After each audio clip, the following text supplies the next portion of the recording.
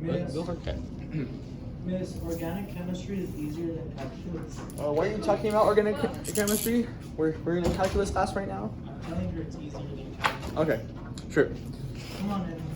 Okay, so for those of you who were here yesterday, we got all the way up to the derivative of sine and cosine, right? So now let's talk about all the other derivatives of functions.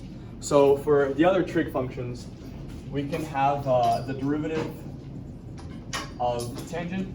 And so for this, you use that little trick that Ms. School taught us with the st, if you remember that. So what this is telling us is that if we differentiate tangent, then we're going to go to this side, and this is secant, tangent. So the derivative of tangent is going to be secant times secant, which is secant squared. And then if we do the derivative of secant, we go like that. And so it's going to be secant times tangent. So the derivative of secant is going to be, I'll write it this way just because it's more the conventional way to write it. So tangent times secant, and we're going to wait for the announcement. Teachers, at this point, all students should be in a study room. Please do not allow students to come out of your room. They cannot go to another teacher. They must stay with you the whole time. Do not send them to the device next either. Thank you. Because that much stress in me. Okay, so now we're all going to do drugs and haha. Okay, I'm recording myself saying that. Uh-oh. Just Technically recording is to allowing your back, so it's okay. Okay, I have to ask for his consent actually, because that's a picture of him. Dude, it's not gonna be allowed to be watched by kids now.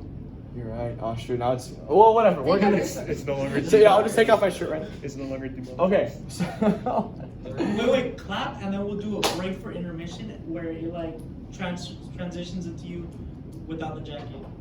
Like, No. you like, Okay. No. I'll do I don't do it. that. And Yeah. just blur Okay. it. So, and if we do the respective co-function derivatives, well, the only thing that's going to change about this little diagram here is that we're going to have a negative. So if we try to do cotangent, or the derivative of cotangent, well, we still go in this direction, but it's going to be negative cosecant times cosecant. So for cotangent, that's going to equal negative cosecant squared, right? Because cosecant times cosecant, and then negative. And for the derivative of cosecant, well, we follow this, negative cosecant times tangent. So, and actually, usually they put the tangent function first, so I'll kind of follow that convention here. So, cosecant, yeah. So these are the four derivatives for the other trig functions that we didn't go over last time. So there are, actually I don't remember what I did last time. Let me check. Well, I'm gonna assume that I didn't do this. So two very special derivatives, and actually, Diego, you can remind me if I did do this. Is the derivative of e to the x? Did I do that? No, I don't think you did. Well, it's fine. I'll just read it. It doesn't matter, right? I'll just do it. So the derivative of e to the x, and this is personally what I think to be one of the most beautiful things in all of calculus, is that it just stays the same, right? So this is telling us that whatever input we have on the top here, well, the derivative is going to be that same input for e to the x. And we can also have the derivative of ln x, which is 1 over x. And actually, there's a proof for why this is true, and then there's a proof for why this is true using the fact that this is true. You can look that up on like Khan Academy. I love watching all those proofs because I'm a huge nerd. And we can also make this expression here more general by having just the derivative of any base to the x, right? And so there's a little trick that we can use here. We can rewrite, well, any number, a, as e to the ln of a, right? Because e and ln are going to cancel, so this is just really going to be equal to a. So we can have this e to the ln of a to the power of x. And if you remember that property of exponents from algebra, if you have an exponent to another exponent, you can actually multiply those exponents. So we can bring this x down over here into that exponent. So now it's just as easy as taking the derivative of e to the something. So the derivative of e to the something is going to be e to that something. So then e to that something. And then times the derivative of that inside function. So this is just a line with the slope of ln of a. So by definition of derivative, which is slope, the derivative of this is just going to be ln of a. So we multiply by that derivative. And we can simplify this once again. We saw that this is equal to a to the x. So we can just rewrite that as a to the x. And now we know that the derivative of a to the x is a to the x times ln of a.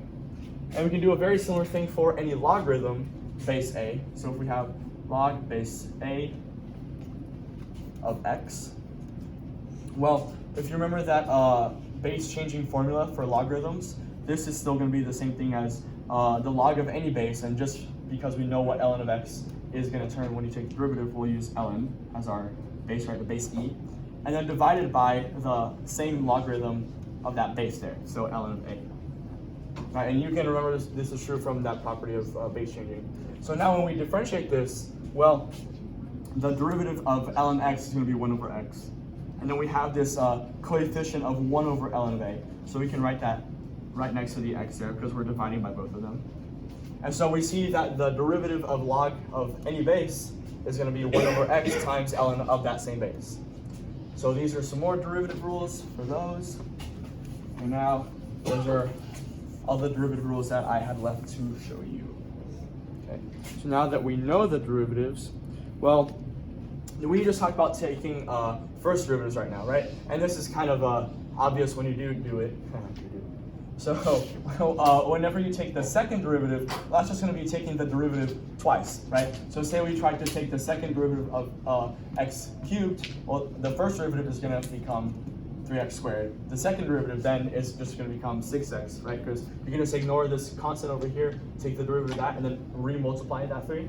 And then the third derivative, you can go even further, would be 6. The fourth derivative would be 0. And then every other consecutive derivative, because the derivative of 0 is 0, well, that's just going to be 0, right? So the millionth derivative, that would just be 0.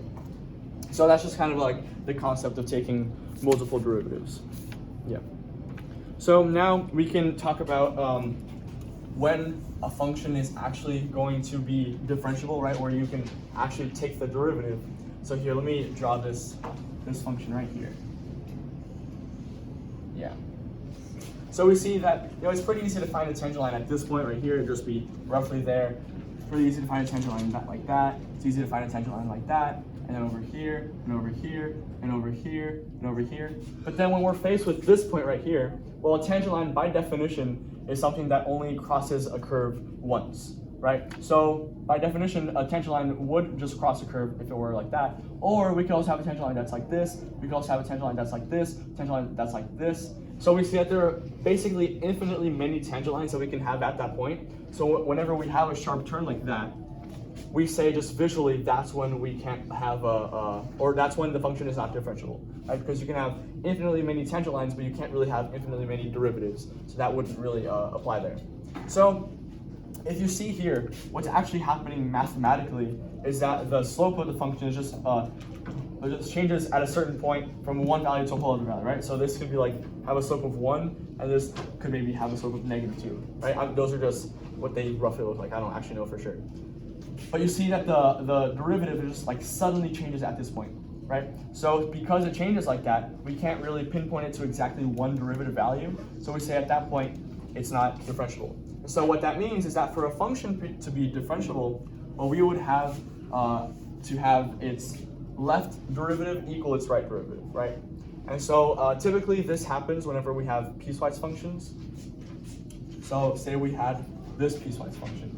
So we can test for differentiability. So we're going to be x squared plus 1 if x is less than 0. We're going to be 1 if x is equal to 0.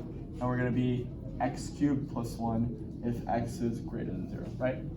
So first off, with differentiability, you see that if something is not continuous, well, it can't be differentiable, right? Over here we can find a tangent line that's like this, that's like this, that's like this, that's like that. And over here we can also find one that's like that, like that, like that, like that. And so at this x, whatever this is, like say it's x equals a, well, at that x equals a, we can't find just one tangent line because of that discontinuity. So we can't, if a function is not continuous, it cannot be differentiable. So by definition, if something is differentiable, then it has to be continuous. That kind of ties in to that whole that you have 3 apples if you're differentiable, right? And if you're continuous, then you're gonna have 2 apples. And if you have a limit existing, remember, because if we are continuous, then the limit, by definition, this is what continuity is, right? So the limit as x approaches a of a function is equal to the function value at that x, right? So for this to even be true, this has to exist. So the limit existing, well, that has to be true. So if we have the limit existing, we have 1 apple, and so forth. And you can kind of think about it with another visual way. It's kind of like with a pyramid, where you have so you have differentiability right here at the top, And that is very much dependent on the fact that the function is continuous in the first place. And that depends on the limit existing. So that means that if the limit doesn't exist and the question is asking us if the function is continuous, well, we can say already that it's not because we require the limit to exist in the first place to even be continuous. But say the question tells us that it's continuous and asks us if it's differentiable, well, we can't really tell, right? We have to do some analysis that we're going to do over here to actually find out. So if they tell you something that's on the lower level of the pyramid, but then ask for something that's on the upper level, well, you don't know if the pyramid ends there or ends there, right? So you'd have to do some testing. But if they tell us something that's on top, well, obviously we have to have that foundation in the first place. So if they tell us that it's differentiable, they ask if the limit exists, well, yes, because it relies on that fact in the first place. So remember that relationship. If it's differentiable, it's also continuous and the limit exists. If it's continuous, then the limit exists. And that's, sometimes they always pull those questions on you. So back to that question over there, right? So over here, yes, Thomas, I'm sorry. Sorry. No, you're good. But that analogy doesn't necessarily have to be a pyramid. Like, is there anything? So we can have the apples. Like We can. triangle instead? Oh yeah, it can be a triangle, or it can be like a four-dimensional shape if you wanna take that route. I'm just trying to make sure like there's no three. Oh no, no. And actually, all this calculus that we're doing and that you do in calculus AB and calculus BC, it's all two-dimensional. And you only get into multi-dimensional calculus in Cal 3. So that's like, you don't even have to worry about 3 dimensions in this. Yeah. So first we have to prove that this is continuous in the first place, right? Because we rely on continuity for a function to be differentiable. So to check continuity here, well, we have to check if the limit, and actually because it's a piecewise function, we see that this right here is going to be continuous, this is continuous, and this is continuous. So the only possible point where we actually cannot have continuity is when the function changes, right? Because it could be something that's all the way up here, but then all of a sudden just transition into something else. That's typically what the piecewise functions look like. And so we have to check that point where the function does change to see whether it's going to be continuous or not. This did not happen yesterday. Maybe I'm nervous. Ooh, I'm so scared of you guys. Okay, so for continuity, the limit of the function at that certain x that we're looking at, and actually let me already plug in the x, 0, has to be equal to the function value at that x.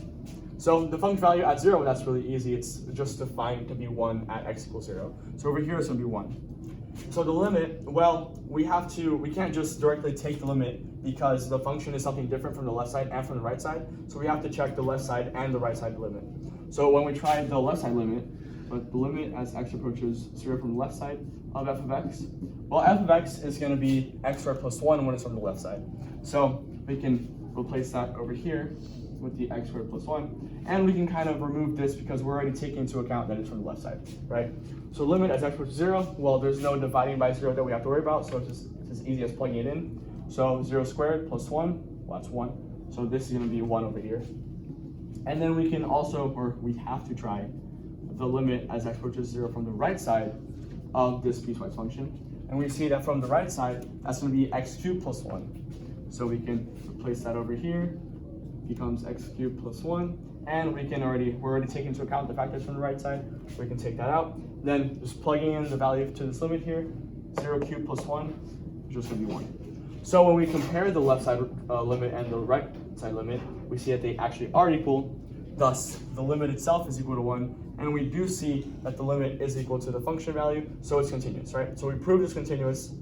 Now let's try to see if it's going to be differentiable or not at this point. And again, the same way how continuity can not be true at this point where the function changes, well, differentiability can also not be the case if the function changes there. So we're going to check the function changing at this x, or the derivative of it.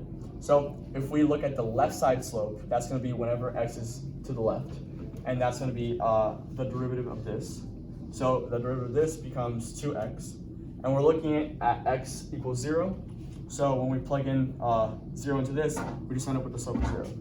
Then if we try the right side, well, that's this function, and then the derivative of this function is 3x squared. And plugging the 0 into this one, well, it's still 0, right? Because 3 times 0 squared is just 0. So seeing that the left side derivative does equal the right side derivative, then that means that this function is going to be differentiable at x equals 0.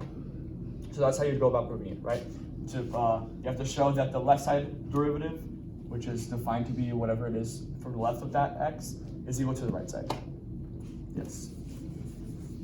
So now we're going to look at some applications of derivatives. So so not every single function is just defined to be y equals like x cubed plus ln of x, right? Sometimes we have the case where there are a bunch of y's and a bunch of x's all over the place, such as, so if you take a circle into consideration, x squared plus y squared equals 1, so that's a circle with radius 1, right?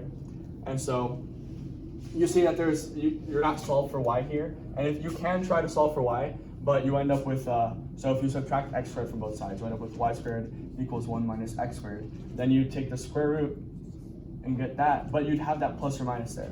So whenever you're taking the derivative, it's kind of hard to take that plus or minus into account. And so we use something called implicit differentiation whenever we have a bunch of y's and x's that are together making the function happen.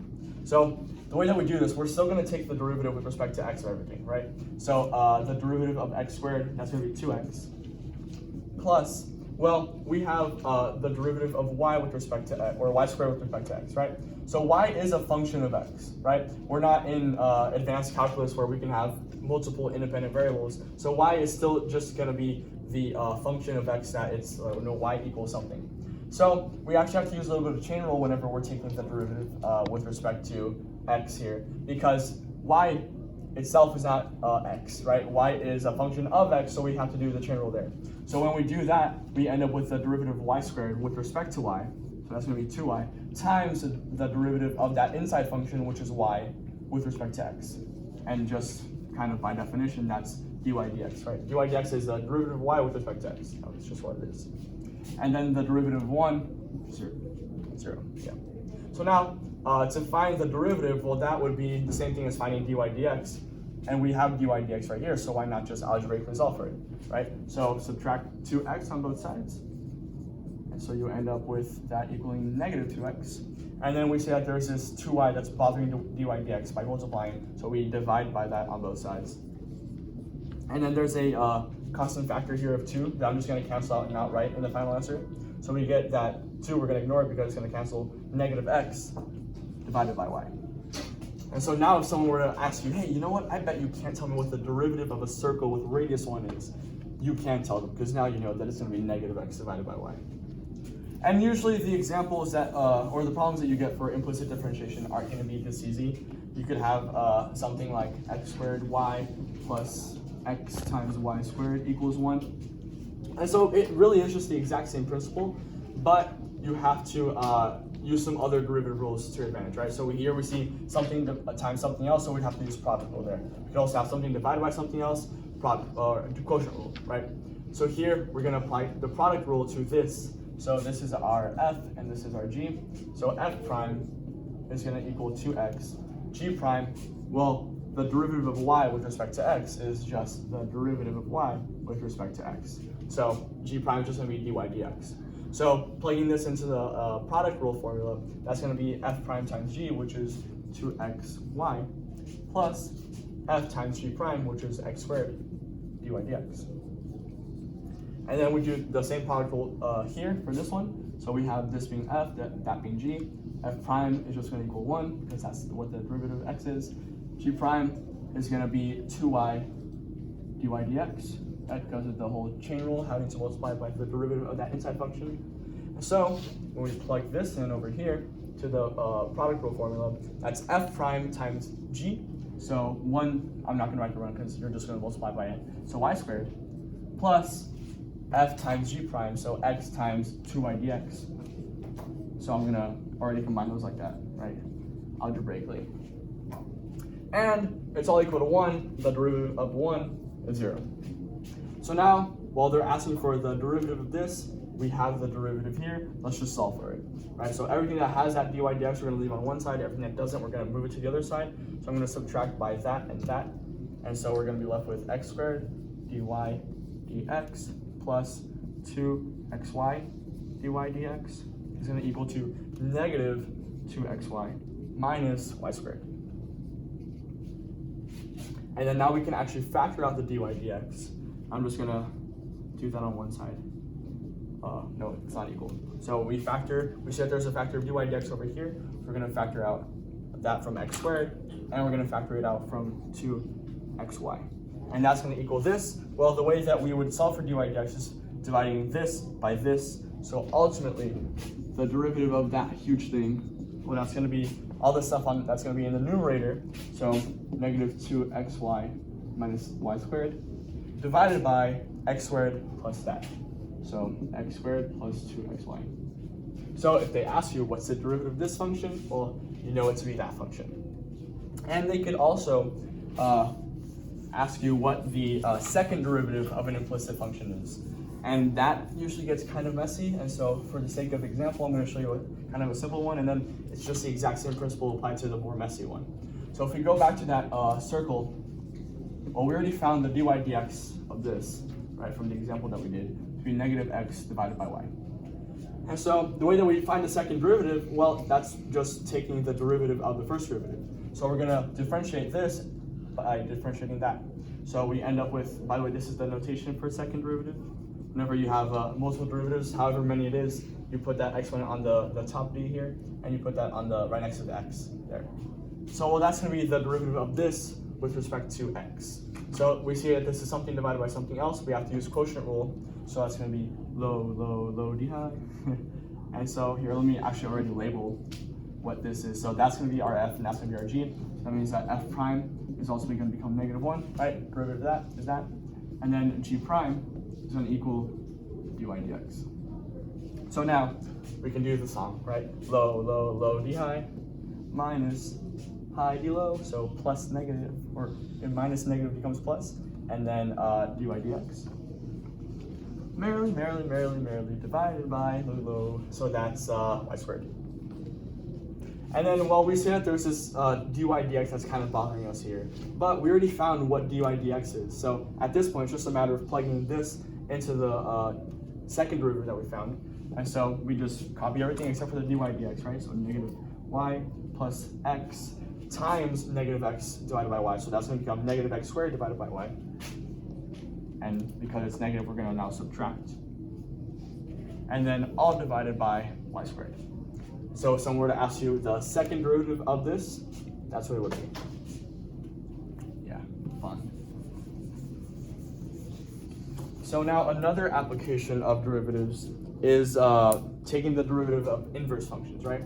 So typically whenever the AP test shows you or tells you that a function is going to be the inverse of another function, they would say that f of g of x is equal to x and g of f of x is equal to x, right? And you can kind of see this from our more intuitive sense of what an inverse function is, that if you put the inverse function into the original function, well, they're going to undo each other, and you're going to get that exact same input back, right? Same thing over here. Because g is going to be the inverse function of f, when you plug in f into g, you're going to undo each other, and you're just going to get back that exact same input, right? So that's typically how on the AP exam they would tell you it's an inverse function, or they can, and this is not going to happen that often because they want to make the test as hard as possible for you.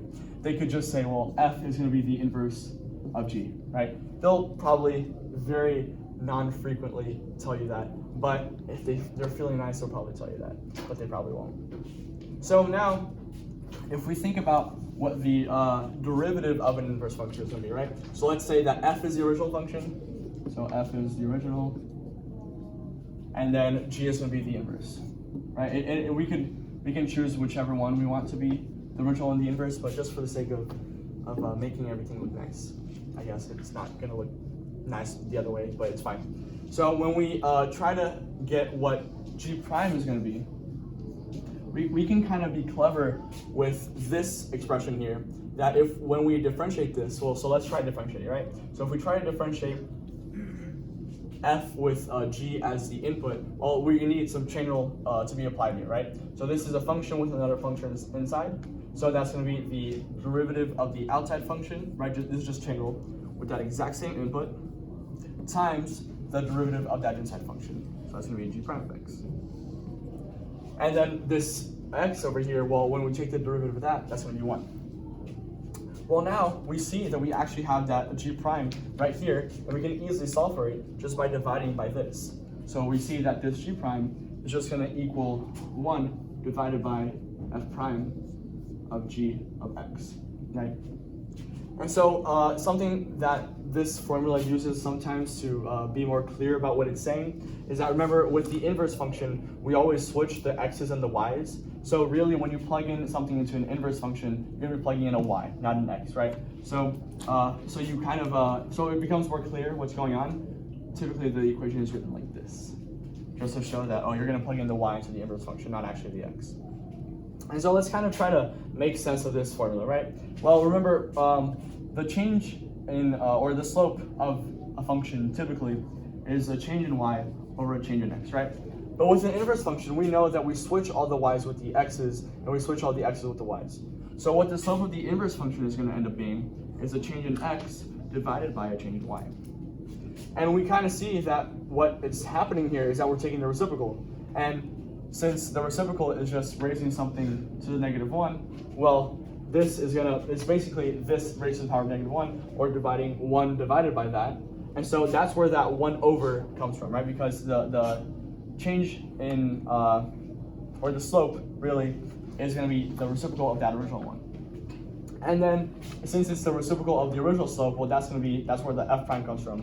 And what the gy is trying to do, well, whenever we have an inverse function with a certain input, what this is actually asking us is, okay, for what x would I get this y into the original function, right? So say I had like a graph like this, right? And these are the x and y axes. So over here at this point, let's say that this is y equals 5 and this is x equals 3. Well, if this is the original function and I tell you that g is the inverse function, well, g of 5 is going to be 3, right? Because what g of 5 is asking, well, what x do I have to plug into the original function to get this y value that you're inputting into me? So in this case, well, if you plug in 3 into the original function, you get a y value of 5. So that's why g of 5 is going to be 3. And so this, well, this is just going to give you an x that corresponds to the y that we're looking at over here. And so when you plug in that x into f prime, well, that's going to tell you the derivative at that point. So that's where that g of y comes from. So to kind of apply this into a problem, right? So let's say that the problem gives you this condition, and they tell you that f of 1 is going to equal 5, and f prime of 1 is going to equal 2. Actually, let me make this 3, just because I feel like it. And then they ask us, well, what's going to be g prime of 3? Right, so we see that it's the derivative of an inverse function, so let's write out the equation for that, right? So g prime of y, that's a y, is equal to 1 divided by f prime of g of y, right? And so if we want to find the derivative at the point y, or at the point 3, y equals 3, then we're going to plug in that 3 over here. So that's going to end up becoming 1 divided by f prime of g of 3. And so, okay, so what the g of 3 is asking us is, what x value do I have to plug into the original function to get this y value? Well, we see from the initial values that they gave us here, whenever we have a y value of 3, that's when we have the x value of 1. So g of 3 is just going to end up being 1. So when we plug that in, it becomes f prime of 1, and they already told us that f prime of 1 equals 2, so that and the entire denominator just ends up becoming 2. So the derivative of the inverse function at 3 is going to be equal to 1/2, right? Just using that formula there and interpreting what all that means. So that's typically how they would ask you something about the derivative of an inverse function. We can also apply derivatives in related rates. And personally, this is where I think that maybe well, it's the hardest part of first semester, because you have to really apply everything that you learn in geometry and other math courses into the calculus, right? So kind of a really simple problem would be, say they gave you a circle, right? And they tell you that the radius of that circle, so I'll write that, radius over here is equal to 5 meters. And they tell you that the radius growth of that circle, so the radius growth, is equal to, say, 3 meters per second. And then they're asking you for the area growth. And by the way, because this is AP that we're talking about, right? Typically, they're not just going to give you all these values and then ask for something. They're going to tell you a little story, right? So let's say like a person has a circle of radius 5 meters and that radius is growing at a rate of 3 meters per second. Well, at what rate is this area growing at the point where the radius is equal to 5 and the radius growth is equal to 3 meters per second? So that's typically how they would word it, because they don't want, again, they don't want to make this as easy. They want to make it as hard as possible to really see that you earn your score on the AP. So when we have related rates, we have to somehow find an equation that relates these rates, right? And so we know that since we're talking about a circle here, we know that we can relate the radius and the area by the formula A equals pi r squared, right? And so that is what we would use outside of calculus to find, well, they gave us the radius, maybe we can find the area from this. But they're not asking us for the area, right? They're asking us for the area growth. So this would kind of apply that the principles of implicit differentiation. So we see that everything is changing with respect to time here. So, well, we could just take the derivative of everything with respect to time. So A over here, that's a variable that's going to change with respect to time. And so when we take the derivative of A, well, that's going to be 1. But by chain rule, because this is still kind of a function that's changing with respect to time, we get 1. We're selling chips, candy, and drinks outside if anyone wants some.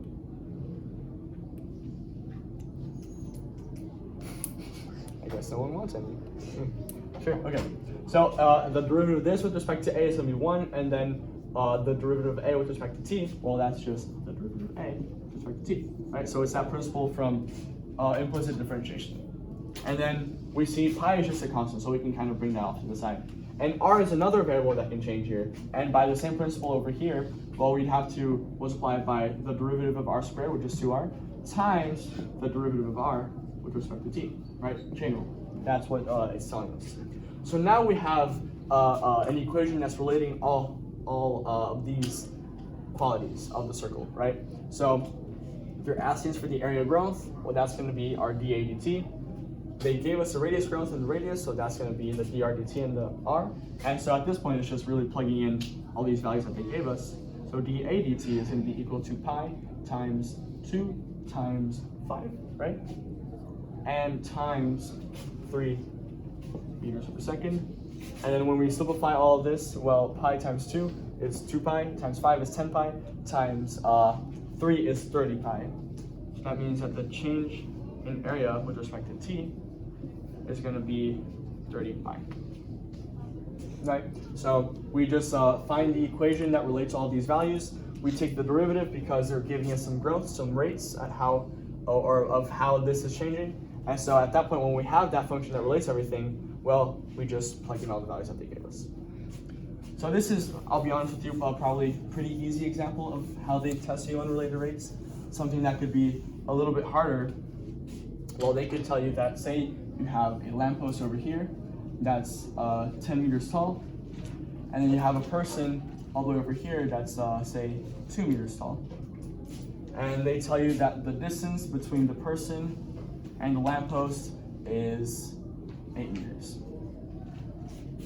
So then they're asking you, oh, and also because there's a light beam shown on the person, right, there's kind of a shadow that's being formed over here, and we don't know the length of that shadow. And what the question is asking us, or the question I'm making up in my head, right, is what is the rate at which the distance between the very tip of the shadow over here and the very tip of the lamppost is increasing, right? If this person is moving this direction at, say, 3 meters per second. So when we look at this problem, well, it's not really that obvious, and it's actually what I think is the most challenging problem that they can give you in terms of derivatives. So we can kind of see that we can create two triangles like this here, right?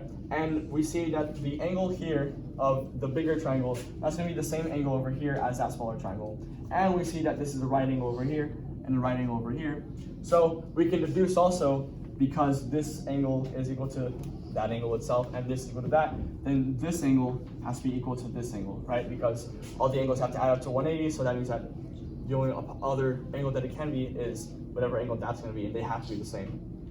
So from this, we can tell that these are going to be similar triangles, and that whole property of similar triangles from geometry is that their sides are going to be proportional, right? So that means that this height over here is going to be proportional to this, and we can write that as a fraction. So we can have the big one divided by the small one, and that's going to be equal to the this entire length over here divided by that smaller length over there. So the distance between the tip of the shadow and the person, and the distance between the tip of the shadow and all the way to the lamppost.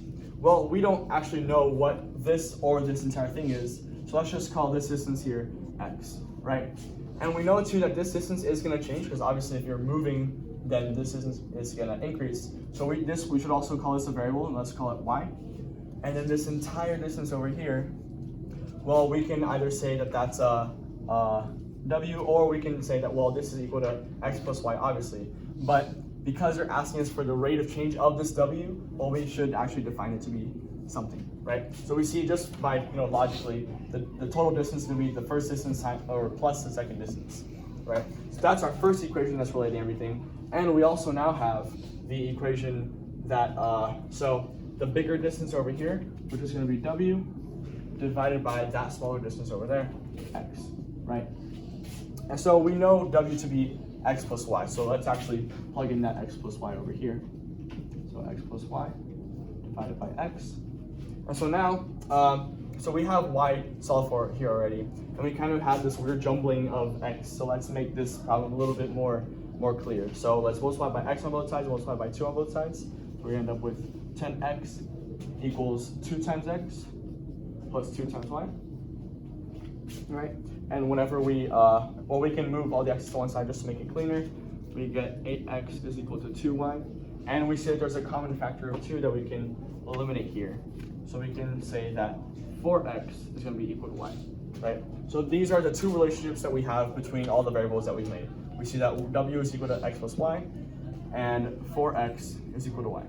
So let's kind of recap what they're asking for, right? They're asking for the rate at which this entire distance changes if we're moving 3 meters per second to the left, right? So that means that this y is going to be increasing at a rate of 3 meters per second. So that means that our dy dt is equal to 3 meters per second. And they're asking us for the rate at which this changes. That's going to be dw dt, right? So our end goal over here is dw dt. We don't know that right now. So, well, we see that we have something that's relating w, x, and y, and we want to find the derivative of w. That's the only place that we have w in the first place. So let's just differentiate all of this with respect to t. So we have dw dt is equal to dx dt plus dy dt. And we notice, okay, we want to find dw dt, we have dy dt, but how are we going to get dx dt? Well, we have something over here that's relating x and y, so why don't we differentiate this as well? So we end up with 4 dx dt, and we're differentiating with respect to time, right, because we're finding the rate over here, is equal to dy dt. So we want to find dx dt, so we're going to divide by 4 on both sides. And now we can just plug in what we know dy dt to be, right? So if dy dt is 3 meters per second, and this is just going to be dy dt divided by 4, well then dx dt is going to be 3/4 meters per second. So now we know our dy dt and our dx dt, and we know that dw dt is those two quantities added up together, so let's just add those together, right? So we have that 3/4 plus 3, and when we add all of that together, well, we can convert this into a fraction with the denominator of 12 to make, or with the denominator of 4. So that's going to be 12 divided by 4, right? And you can check this is equal to 3. When you add these together, you end up with 15 divided by 4 meters per second. And that's the rate at which this entire distance is changing if we move 3 meters per second to the left, right?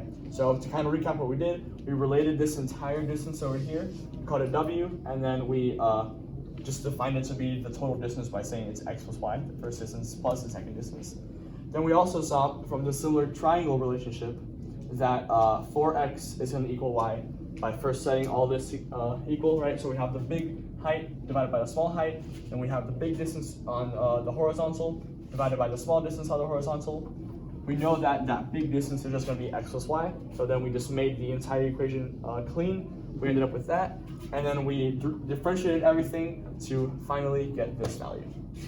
So that's probably the hardest possible question that they can ask you on the calculus AB test. But we just tackled this, so now it's not the hardest question anymore, right? Yeah.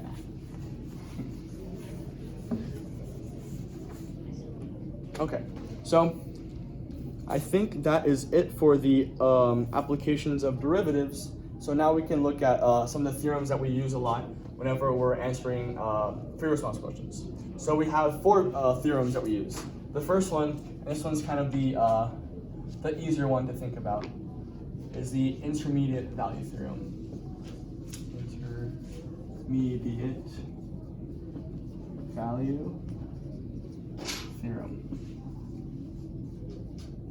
So this one I think is just the easiest theorem to think about because it just makes the most sense, right? So what this is telling us is that if we have a function, and I'm going to write it mathematically right now, but I'll explain what it actually means, like what the math all means, right?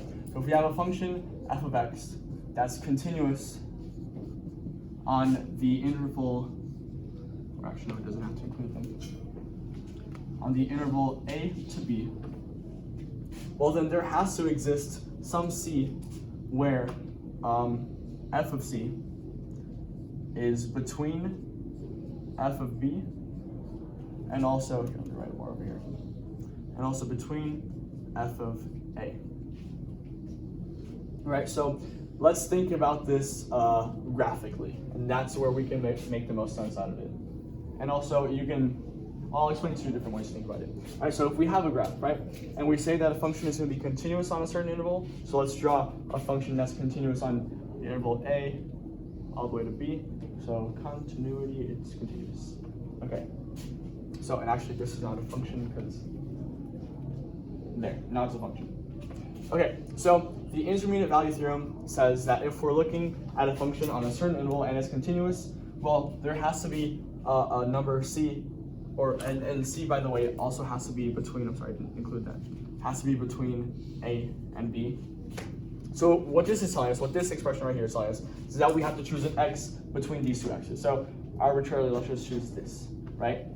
Well, this is telling us that there has to exist some c where when you plug that c into the function, the value of that function is going to be between the very first one over here and the very last one over here, right? And so just kind of, it's still abstract, the idea right now, but I'll kind of make it concrete after I draw the graph. So that's going to be our f of c, right?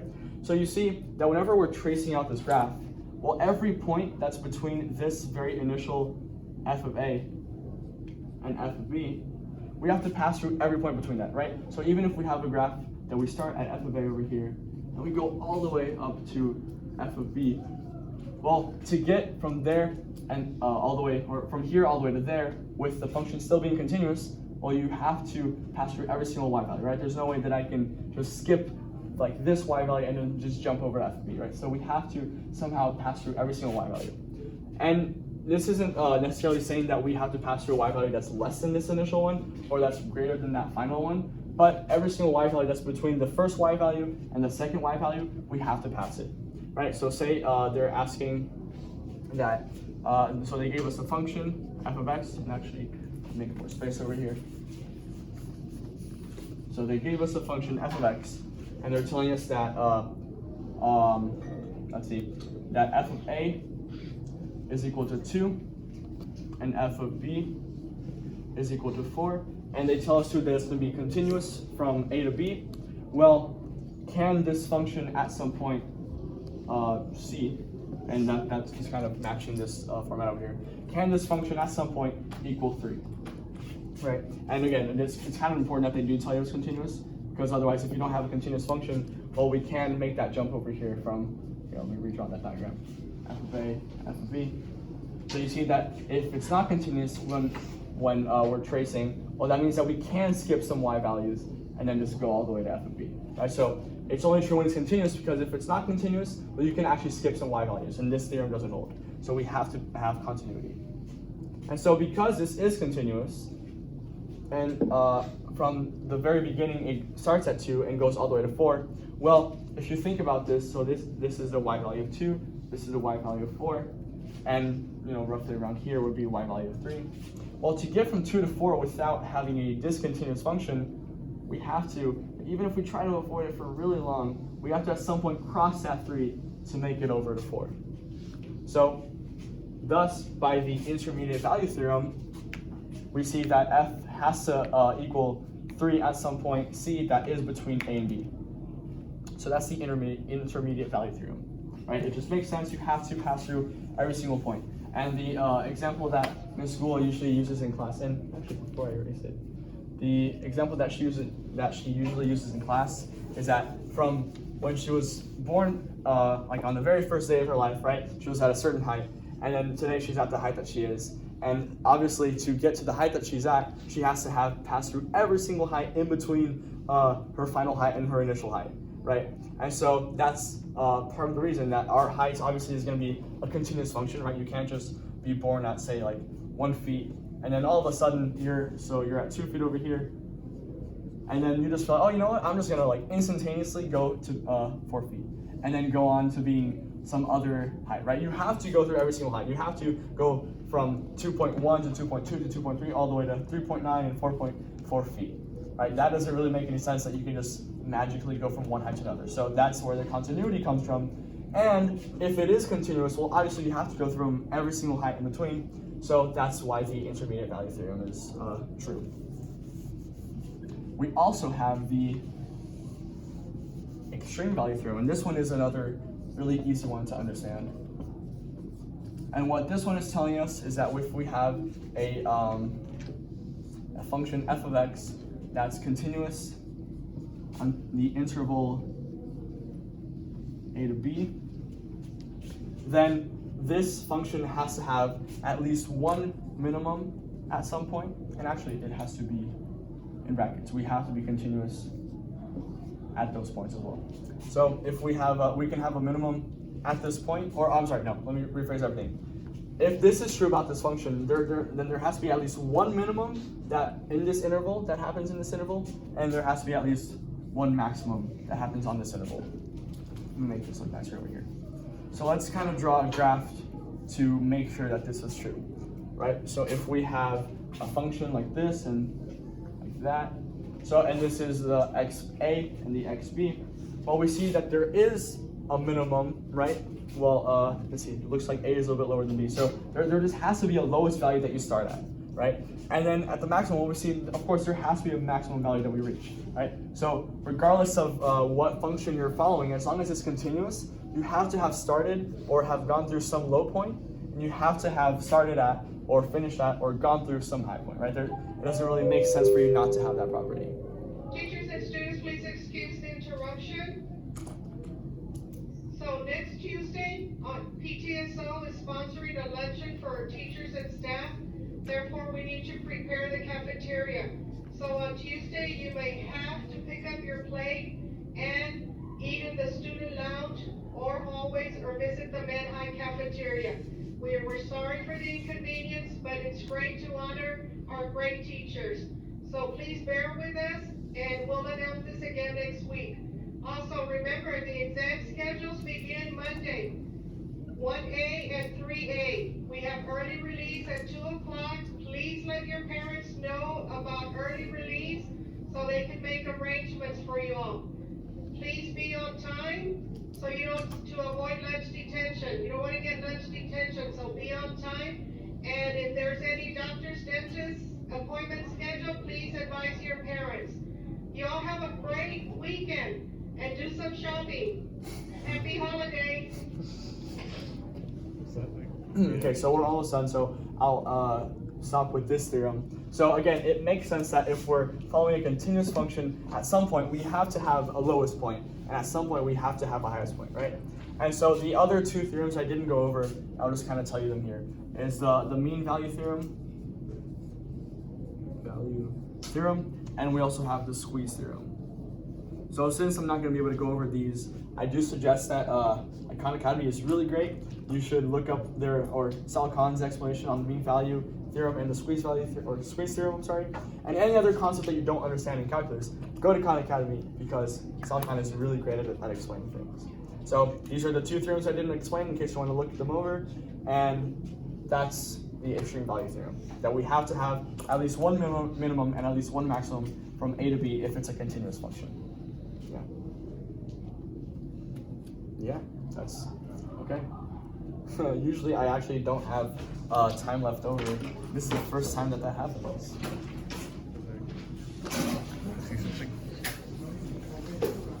Thank you, bro. Welcome.